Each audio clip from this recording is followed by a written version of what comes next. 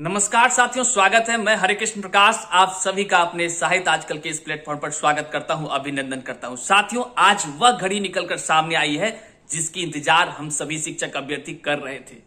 और आज मैं मुस्कुराऊं या आप तमाम शिक्षक अभ्यर्थियों के दर्द के साथ अपने दर्द को साझा करूं, मैं समझ नहीं पा रहा हूं।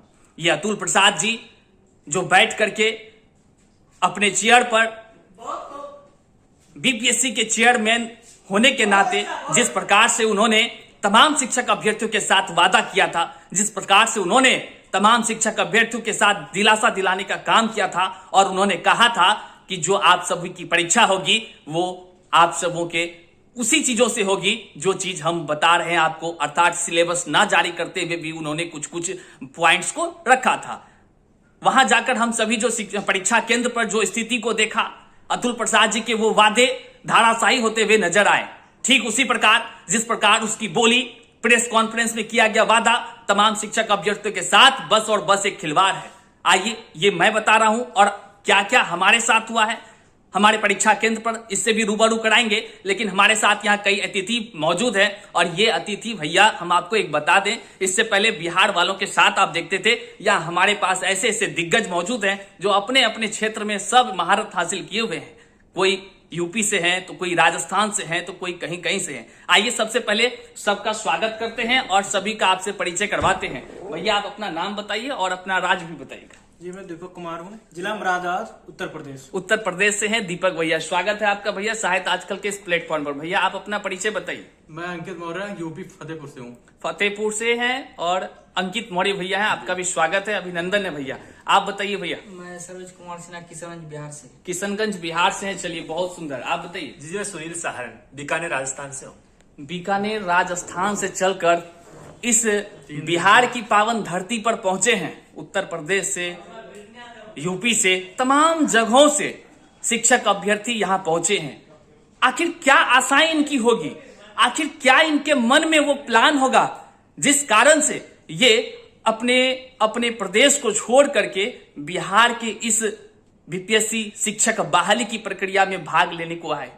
कोई ना कोई तो मंशा होगी और इस मंशा पर चर्चा करते हैं कि आज परीक्षा हॉल में इनके साथ क्या हुआ और किस इसके अनुरूप इनका जो आज का ये परीक्षा रहा कैसा रहा। सबसे पहले दीपक भैया आप बताइए कैसा परीक्षा रहा आज का। जी, वहाँ पे मुझे सारी व्यवस्था तो अस्त व्यस्त दिखाई दी, जहाँ की मेरा आंखों देखा हाल है कि हमारे जो रूम था उसमें मानचित्र लगे हुए थे। मानचित्र लगे हुए थे? मानचित्र लगे हुए थे। बिहार का मानचित्र था, उत्तर प्रदेश का मानचित्र था और क्या कहते हैं छत्तीसगढ़ का मानचित्र था और हमारे भारत का मानचित्र था, विश्व का मानचित्र था। ये मानचित्र लगे हुए थे। तो अगर आप किसी कक्ष को आप पूर्ण रूप से परीक्षा के हिसाब से अगर आप तैयार नहीं करवा पा रहे हैं तो वहाँ पे परीक्षा का हम क्या उम्मीद रखें वहाँ पे होने की। सही बात। सिलेबस आपने बताया नहीं, बिना सिलेबस के हम परीक्षा देने आ गए। हम तो ऐसा महसूस कर रहे थे जैसे हस्तिनापुर में हम धृतराष्ट्र बैठे हों। सोच सकते हैं आखिर भैया क्या क्या बता रहे हैं और आप क्या समझ पा रहे हैं।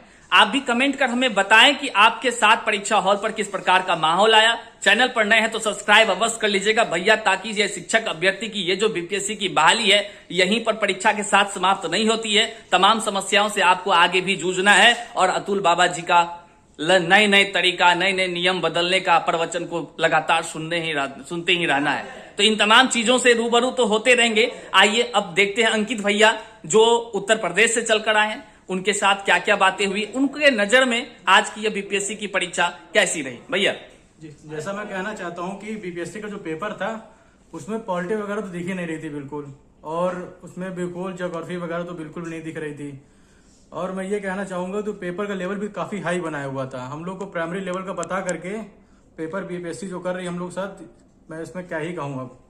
बिल्कुल बिल्कुल, बहुत ही इन्होंने अपनी बातों को रखा है कि क्या हूं ही कहूं।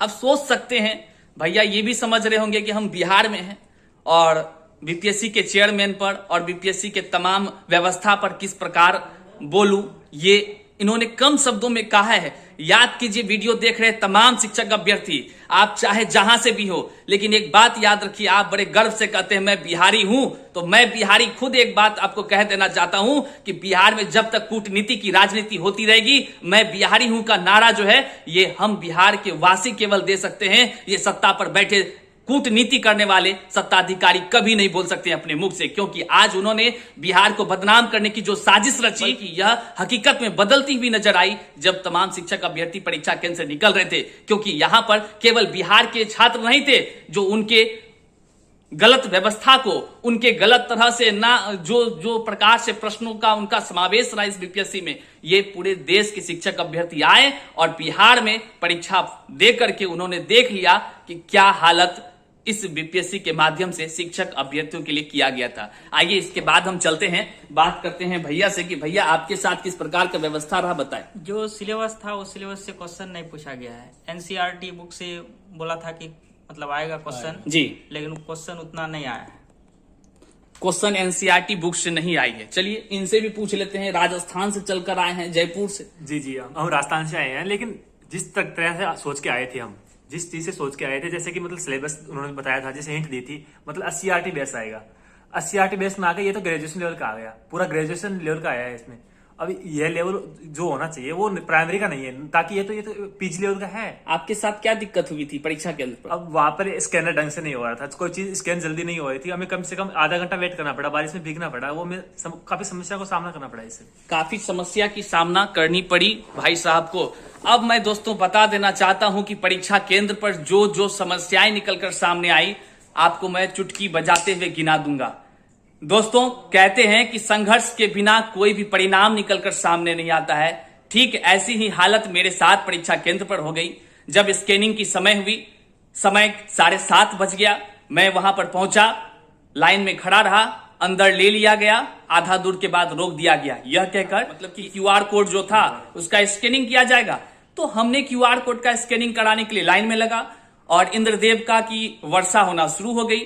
तो उधर से कोई व्यवस्था, शैडो वैडो कुछ नहीं था, स्कैनिंग की कोई प्रक्रिया प्रारंभ हो ही नहीं रही थी। इस क्रम में आधा घंटा खड़ा रहने के बाद यह पता चला कि 1-2 व्यक्ति का स्कैनिंग हो रहा है, बाकी का नहीं हो रहा है। इस क्रम में हमारी स्कैनिंग हो गई, हम निकल के आगे बढ़ गए। लेकिन स्कैनिंग के नाम पर जिस प्रकार से बीपीएससी ने तमाम शिक्षक अभ्यर्थियों के साथ खेल किया है, यह एक हास्यास्पद है। अगर स्कैनिंग की प्रक्रिया होनी थी तो उनको सिस्टम में सुधार करनी चाहिए और तमाम शिक्षक अभ्यर्थियों की स्कैनिंग होनी चाहिए। यहां पर बहुत बड़ी जालसाजी की गई, अर्थात सभी की स्कैनिंग नहीं हो सकी सही से।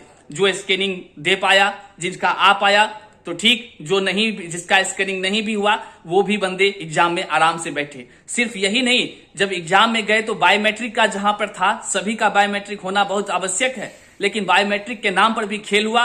और बायोमेट्रिक में क्या किया गया, जिसका बायोमेट्रिक हुआ तो ठीक है, जिसका नहीं भी हुआ कोई बड़ी बात नहीं है, एक पन्ना में लिख लिया, बस काम खत्म है। दोस्तों बिजली की व्यवस्था साफ नहीं थी, एक बल्ब लगी हुई थी। जब हमने वहां पर विरोध किया और कहा कि बिजली की व्यापक व्यवस्था होनी चाहिए, तो बस एक आश्वासन दिया गया, तब तक में परीक्षा प्रारंभ हो गई। परीक्षा जो शुरू हुई उसमें जो प्रश्न पत्र मिलना चाहिए हमें 10 बजे, हमें 10 बजे ना मिलकर 10:10 में मिली। तब भी हमने इसका विरोध किया, तब जाकर के हमको दिया गया क्वेश्चन। प्यारे साथियों, मैं आपको एक और बात बता दूं, बीपीएससी की जो मंशा थी, तमाम शिक्षक अभ्यर्थियों को केवल और केवल भ्रमित करके, केवल और केवल तमाम शिक्षक अभ्यर्थियों का जो रुपया फॉर्म भराने में लिया गया था, केवल इससे यही प्रतीत होता है कि बीपीएससी केवल तमाम शिक्षक अभ्यर्थियों का परीक्षा लेकर वो तमाम शिक्षक अभ्यर्थियों का पैसा को हड़प करने का काम किया है। प्यारे साथियों, आपके साथ जो समस्या घटी, जरूर आप हमें बताएं, आप हमें कमेंट कर बताएं कि आपके साथ क्या क्या समस्या घटी है। और सबसे जो भैया देखा गया, तमाम शिक्षक अभ्यर्थी जिनके आंखों में आंसू आ जाएगा, 800 किलोमीटर 900 किलोमीटर दूर से कोई चल कर आए हैं, रात दिन भर भूखे प्यासे बेचारे सभी व्यक्ति यहां पहुंचे, यही आशा लगाकर कि बीपीएससी के जो चेयरमैन साहब है अतुल प्रसाद ने जो वादा किया है कि क्वेश्चन उसी हिसाब से रहेगा जिस हिसाब से तमाम शिक्षक अभ्यर्थी तैयारी कर रहे हैं। हमारे शिक्षा मंत्री से मैं कह देना चाहता हूं, उन्होंने कहा था कि आप शिक्षक बनने वाले हैं तो जो शिक्षा आप पढ़ाएंगे उसी से प्रश्न पूछे जाएंगे। क्या वैसा प्रश्न था? जी ऐसा कुछ नहीं था। प्रश्नों के नाम पर ऐसी खिलवाड़ की गई। बीपीएससी 38वीं से लेकर 68वीं तक के प्रश्न पत्रों को आप देख लें, उनमें कोई ना कोई समानता होता है। और यहां पर जो बीपीएससी टीआरई की परीक्षा हुई, इसमें ऐसा हुआ, ऐसा परीक्षा जिसमें कि अब इन्हीं लोग से पूछते हैं कि क्वेश्चन कैसी थी आपके सामने। क्वेश्चन का लेवल हाई था, बिल्कुल भी क्वेश्चन का लेवल हाई था, जो जिस लेवल में पूछना था वो लेवल नहीं था। पॉलिटी से कोई क्वेश्चन नहीं, कोई क्वेश्चन से एक दो क्वेश्चन पूछे तो ऊपर से वो इतना वो हाई नहीं पूछे कोई। हिस्ट्री से भैया कैसा क्वेश्चन? नहीं, हिस्ट्री से अच्छे क्वेश्चन पूछे थे, इनोसेंट हिस्ट्री, मॉडर्न के अच्छे थे, मॉडर्न के क्वेश्चन अच्छे थे इसमें। अच्छा, मतलब आप देख ही लिए कि मतलब क्या कहें अतुल चाचा जी, अब तो आपके नाम पर हंसी आता है और ज्यादा बोल नहीं सकते हैं क्योंकि आपका धमकी भरा पत्र भी लेटर जारी होता है। लेकिन ये लेटर जारी करने से पहले समझिए उस बातों को, उस तथ्यों को, आप खिलवाड़ किससे कर रहे हैं। तमाम देश के भावी पीढ़ी के निर्माताओं के साथ आप खिलवाड़ कर रहे हैं। तो आने वाले समय में मैं बता देना चाहता हूं तमाम सत्ता के शीर्ष पर बैठे सत्ताधिकारियों को कि आपकी भी नींव इसी प्रकार हिलेगी जिस प्रकार तमाम शिक्षक अभ्यर्थियों का जिंदगी का नींव हिल रहा है। और हिलाने के जिम्मेदार केवल आप और आप कुर्सी पर बैठे अधिकारी हैं। एक तो व्यवस्था नहीं सही से, दूसरा यह तय नहीं कि बीएड वालों की जो आपने परीक्षा लिया है उस परीक्षा का परिणाम आप देंगे, नौकरी देंगे कि नहीं।